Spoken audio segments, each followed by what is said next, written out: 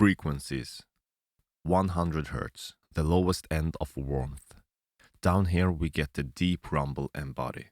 On vocals, I usually high-pass everything under 100 Hz, but it's not uncommon that I go even further and remove everything below 130 Hz, if it's female vocals for example. 200 Hz, warmth zone.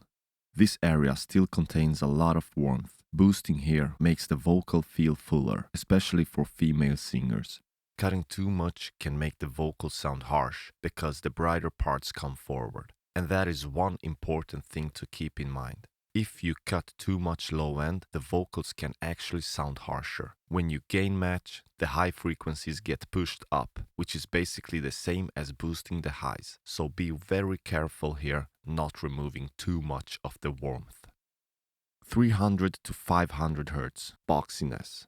Here is where boxiness, honk, and that small room sound live. Cutting a bit here usually clears up the vocal.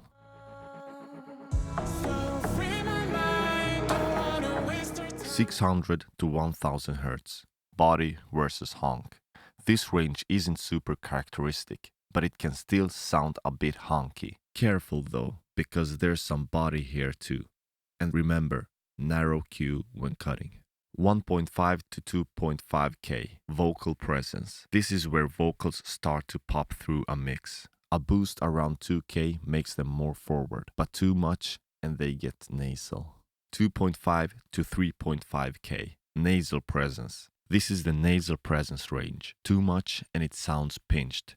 Too little and you lose clarity in a buzzy mix. 4K range, the sensitive spot.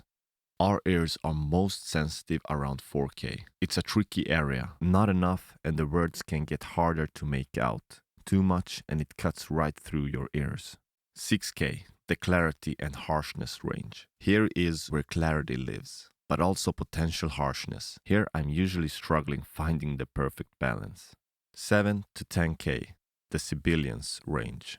This is where sibilance lives, the S and T sounds, also a very tricky area. If you want to boost for clarity, there is a big risk your S's and T's will be cutting through too much. Here is where I usually use a dynamic EQ, so I might boost with a bell shape with quite a wide Q, and then use another bell curve at the same frequency using dynamic EQ and set the threshold to just catch the S's and T's. 10 to 16K area, sizzle and top end. This range gives the shimmer and shine. Not quite the air, but a lot of brightness. Frequencies above 17K is where the air of a vocal lives. Boosting here adds sparkle and openness, giving the voice a sense of space without making it harsh.